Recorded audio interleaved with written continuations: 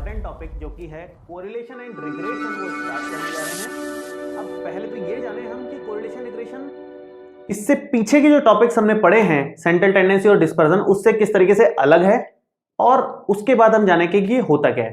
तो देखिए, इससे पहले जो भी हमने टॉपिक्स पढ़े हैं सेंट्रल टेंडेंसी या फिर डिस्पर्जन, दोनों ही सिचुएशंस में हमने सिर्फ एक सीरीज के साथ डील किया।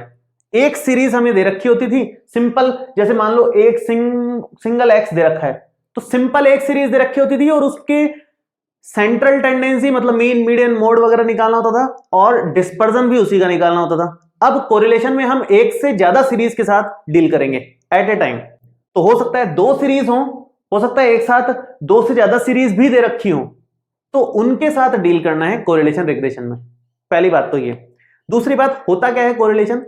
कोरिलेशन में दो सीरीज को आपस में एनालाइज करते हैं हम लोग।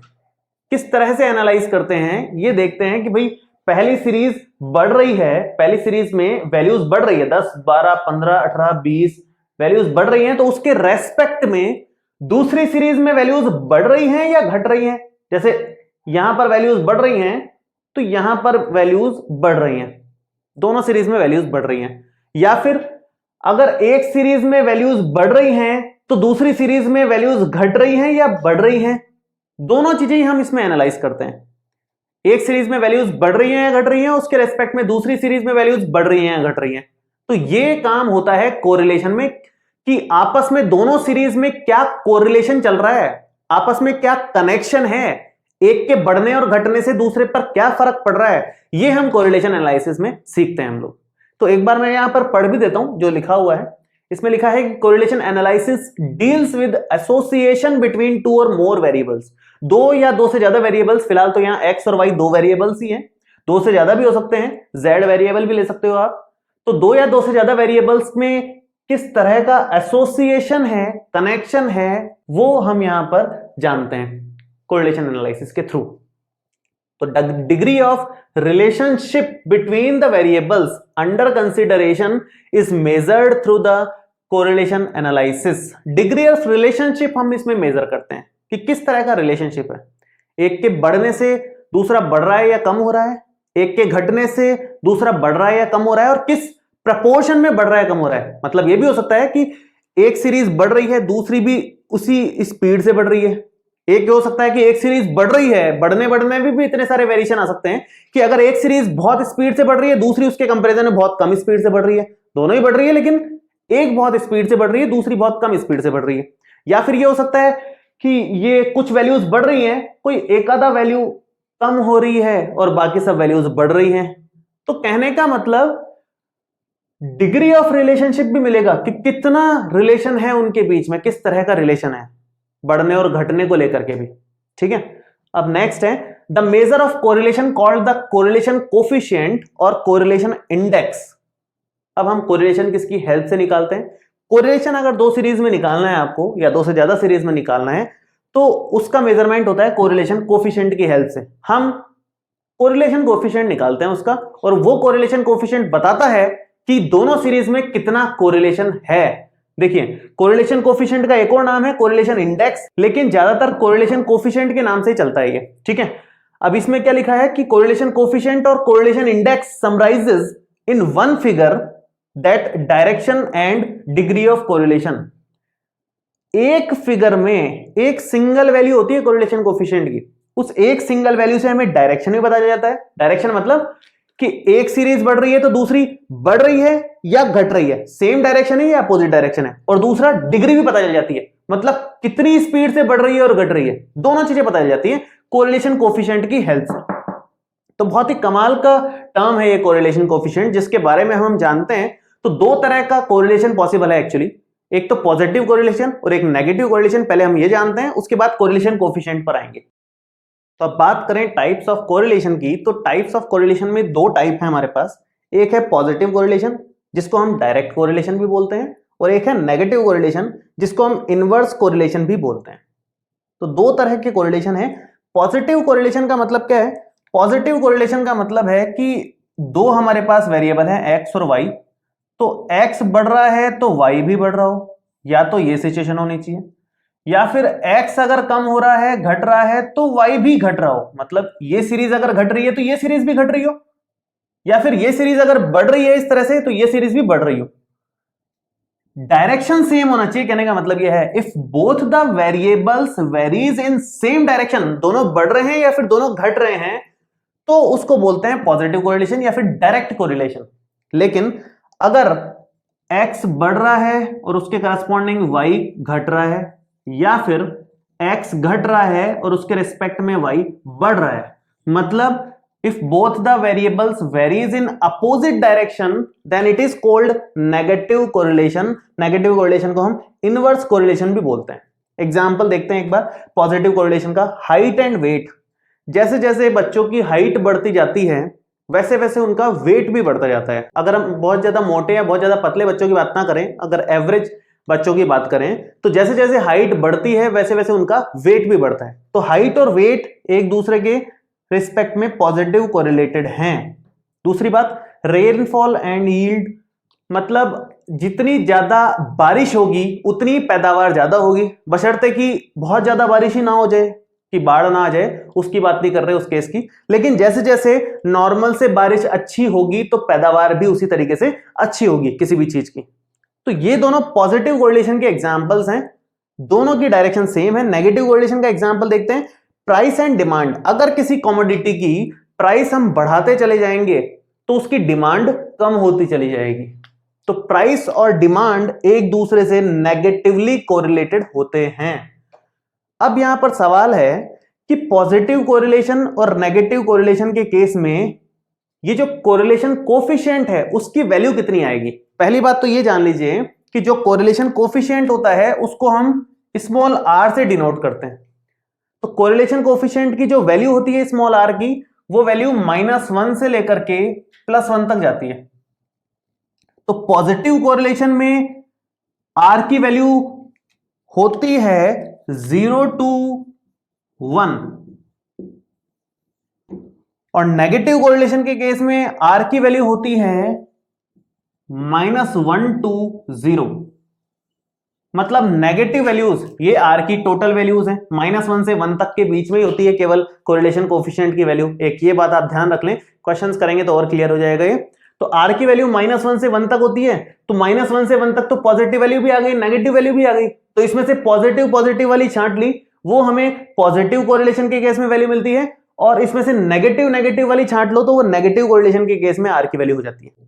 तो हमारे एग्जाम में एक्चुअली क्वेश्चन आता है कि टाइप ऑफ कोरिलेशन बताओ, उसके बारे में बताओ, एग्जांपल्स दो, डेफिनेशन दो, r की वैल्यूज बताओ उसके रिस्पेक्ट में। तो ये सारी डिटेल जो भी हमने अभी तक देखी है इस लेक्चर में, वो सारी आपको उसमें ले जाकर के लिख देनी है उस क्वेश्चन में, कि कोरिलेशन क्या है, उसके टाइप्स कौन कौन से हैं, उनको डिटेल में बताओ। तो ये सब बातें उसके बारे में बतानी है आपको, पॉइंट्स बना करके स्टेप बाय स्टेप आप बता सकते हो। हर एक चीज यहाँ पर लिखी हुई है, दूसरे नाम, ये एक बढ़ रहा है दूसरा बढ़ रहा है, इस तरह की सारे कॉम्बिनेशंस आपको उसमें बना करके बताने हैं।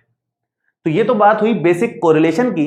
अब हम एक बार थोड़ा सा बात करें कोरिलेशन कोफिशिएंट के बारे में, उसके बाद इसको किस तरीके से मेजर करते हैं उसके बारे में हम बात करेंगे। तो मैं एक बार ये हटा रहा हूं और फिर आगे कर रहे हैं। देखिए आप, देखिए बात करें अगर कोरिलेशन कोफिशिएंट की, तो मैं यहां लिख देता हूं एक बार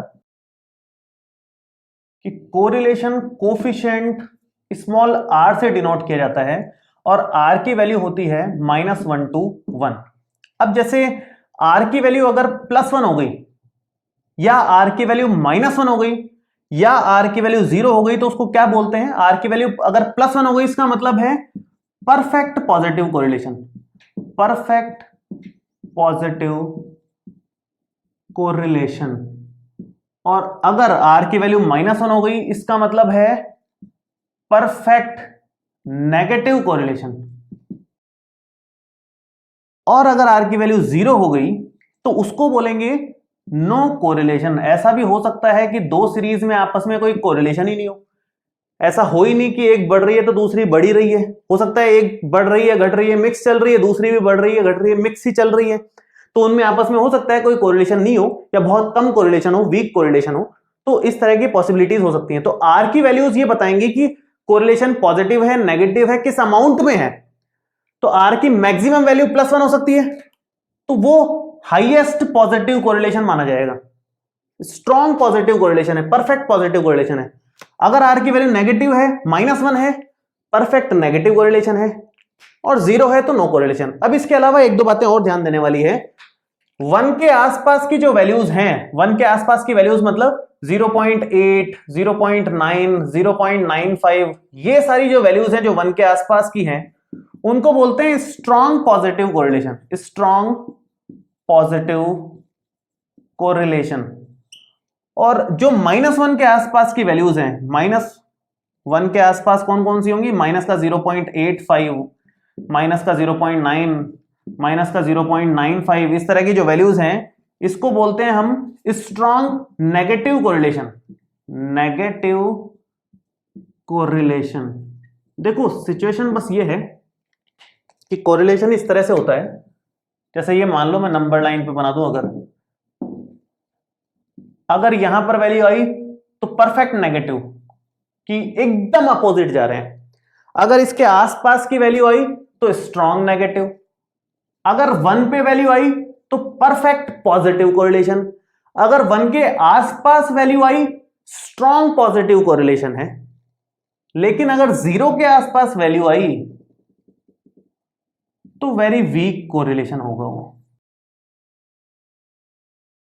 0 के आसपास मतलब 0.1 या -0.1, 0.2, -0.15, इस तरह का जो भी कोरिलेशन आएगा वो काफी वीक कोरिलेशन माना जाएगा, मतलब न के बराबर कोरिलेशन है, उनमें आपस में कोई खास कनेक्शन है नहीं, इसका ये मतलब है। तो कोरिलेशन कोफिशिएंट से एक तो पता चलती है हमें डायरेक्शन, डायरेक्शन मतलब पॉजिटिव कोरिलेशन है कि नेगेटिव कोरिलेशन है, क्योंकि आर की वैल्यू या तो पॉजिटिव आएगी या नेगेटिव आएगी, उससे डायरेक्शन पता चल जाएगी। दूसरी बात, हमें इसका अमाउंट भी पता चलता है कि कितना कोरिलेशन है, स्ट्रॉन्ग है, वीक है, कितना है। तो कोरिलेशन मेजर करने के लिए हमें सिर्फ कोरिलेशन कोफिशिएंट मेजर करना है और कुछ मेजर नहीं करना। अगर कोरिलेशन कोफिशिएंट मेजर हो गया तो सब कुछ मेजर हो गया कोरिलेशन में। तो कोरिलेशन कोफिशिएंट मेजर करने के हमारे पास 4 मेथड है, मैं यहां लिखता हूं एक बार, देखिए आप। देखिए ये टोटल 4 मेथड्स हैं कोरिलेशन कोफिशिएंट निकालने के, आर की वैल्यू निकालने के। पहला है Karl Pearson's product movement method, दूसरा है स्पेयरमैन्स रैंक कोरिलेशन कोफिशिएंट, तीसरा है स्कैटर डायग्राम मेथड जो पूरा डायग्राम पे बेस्ड है, और चौथा है कोफिशिएंट ऑफ कॉन्करेंट डेविएशंस। अब इन 4 में से हमें मेनली इस पर फोकस करना है। हमारे सिलेबस में मान के चलिए कि ये एक ही है, सबसे ज्यादा क्वेश्चंस इसी पे पूछे जाते हैं, बाकी पे न के बराबर क्वेश्चंस आएंगे, तो ये सबसे ज्यादा इंपॉर्टेंट है। और एक्चुअली प्रैक्टिकल एप्लीकेशंस भी इसके काफी ज्यादा हैं बाकियों के कंपैरिजन में। और कार्ल पियर्सन ने इसको दिया था, तो हो सकता है कि नाम आपका सिर्फ प्रोडक्ट मूवमेंट मेथड आए एग्जाम में, या फिर पूरा नाम भी आ सकता है Karl Pearson's product movement method. अब इसमें किस तरह से हमें निकालना होता है, तो मैं एक काम कर रहा हूं, ये बाकी के हटा रहा हूं और इस मेथड से किस तरीके से हम क्वेश्चंस को सॉल्व करेंगे, क्या फॉर्मूला रहेगा वो लिखता हूं मैं। देखिए Karl Pearson product movement method में आर को कैलकुलेट करने का क्या फॉर्मूला है, मैं यहां लिखता हूं एक बार। आर को कैलकुलेट करने का फॉर्मूला होता है यहां पर, एक तो covariance of x, y divided by standard deviation of x और स्टैंडर्ड डेविएशन ऑफ y। एक फॉर्मूला तो ये है। यहां पर कोवेरिएंस ऑफ x, y क्या होता है? कोवेरिएंस ऑफ x, y की वैल्यू होती है sigma x minus x bar into Y minus Y bar divided by n। और सिग्मा x क्या होता है? स्टैंडर्ड डेविएशन हमने सीखा है, कोवेरिएंस हमारे लिए नई टर्म थी लेकिन स्टैंडर्ड डेविएशन हमने सीखा हुआ है, जो कि होता है sigma x minus x bar का whole square divided by n का होल अंडर रूट। ऐसे सिग्मा y अगर आप निकालोगे, sigma y is equal to sigma y minus Y bar का whole square divided by n का होल अंडर रूट। एक्चुअली ये जो फॉर्मूला बनाया हुआ है ये इस सिचुएशन के लिए बनाया हुआ है। स्टार्टिंग में हमने देखा था कि आपको x सीरीज और y सीरीज मिलेगी, यहां कुछ वैल्यूज मिलेंगी, यहां कुछ वैल्यूज मिलेंगी, और उसका कोरिलेशन कोफिशिएंट निकालना होगा। तो x वाली वैल्यूज और y दो अलग सीरीज हैं, तो दोनों सीरीज के लिए अलग अलग स्टैंडर्ड डेविएशन और कोवेरिएंस निकाल करके अगर हम इस फॉर्मूले में रखते हैं तो r की वैल्यू मिल जाएगी। अब ये फॉर्मूला तो आप केवल तब काम में लेना जब आपको डायरेक्ट कोवेरिएंस दे रखा है क्वेश्चन में, डायरेक्ट स्टैंडर्ड डेविएशन x का और डायरेक्ट स्टैंडर्ड डेविएशन y का दे रखा है। तीनों वैल्यूज अगर डायरेक्ट दे रखी हैं तो आप डायरेक्ट अप्लाई करके आंसर निकालो।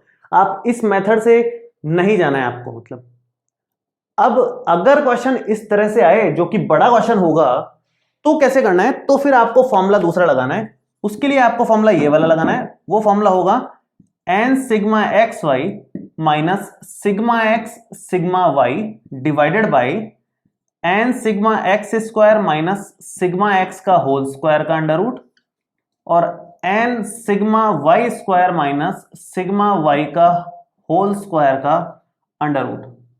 ये हमारा फाइनल फॉर्मूला है जो हम इस तरह के क्वेश्चंस में कैलकुलेट करेंगे। ये फॉर्मूला केवल तब जब ये तीनों वैल्यूज डायरेक्टली दे रखी हैं हमें, और ये फॉर्मूला तब जब इस तरह का फॉर्मेट क्वेश्चन में दिया हुआ है। और मोस्टली आपके वैसे तो इस तरह के क्वेश्चंस आएंगे, तो ये मान के चलिए कि मोस्टली आपके लिए ये फॉर्मूला एप्लीकेबल रहेगा। अब आपको लग रहा होगा कि ये फॉर्मूला याद रखने में थोड़ा सा कॉम्प्लिकेटेड है, तो इंस्टेंटली अगर अपन देखते हैं तो बहुत कॉम्प्लिकेटेड सा लगता है, लेकिन अगर आप थोड़ा सा ऑब्जर्व करो तो आप आराम से इसको याद कर सकते हो। देखो किस तरह से याद करना है। पहली बात तो नीचे वाली ये दो टर्म्स है ना, सेम टू सेम है। ये जो x के लिए लिखा हुआ है n sigma x square minus sigma x का whole square, same to same चीज y के लिए लिखी हुई है, तो आपको एक ही बार याद रखनी है पहली बात तो। दूसरी बात, आपको एक बार भी याद नहीं रखनी होगी अगर आप ऊपर वाले को थोड़ा ध्यान से देख लो तो। ऊपर वाले को ध्यान से देखो, ये n, ये केवल याद करने की ट्रिक बता रहा हूं मैं और कुछ नहीं है ना।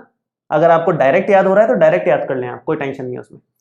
तो n हर जगह y की जगह भी x लिख दो आप, केवल y की जगह भी अगर आप x लिख दोगे ना तो ये x इंटू एक्स हो जाएगा यहां पर, x इंटू एक्स माइनस ये क्या हो जाएगा, ये हो जाएगा sigma x into sigma x। मैंने y की जगह भी x लिख दिया, तो अब क्या बनेगा, ये बनेगा देखो x इंटू एक्स तो हो जाता है एक्स स्क्वायर, और ये सिग्मा x और सिग्मा x मिलके सिग्मा x का होल स्क्वायर। तो ये जो टर्म बनी वही तो लिखी हुई है यहां पर, आप देखिए ये same n sigma x square minus sigma x का होल स्क्वायर, बस अंडर रूट लगा करके लिखी हुई है। तो अगर आपको ऊपर वाली टर्म पता है तो नीचे की दोनों टर्म्स तो समझ के चलो कि आ जाएगी। उसी की हेल्प से क्या करना है, सिर्फ y की जगह x सब्स्टिट्यूट कर देना है, उसके बाद नेक्स्ट टर्म में x की जगह y सब्स्टिट्यूट कर देना है, तो आपको ये फॉर्मूला मिल जाएगा इजीली। तो आपको बस ऊपर वाली लाइन ढंग से याद रखनी है।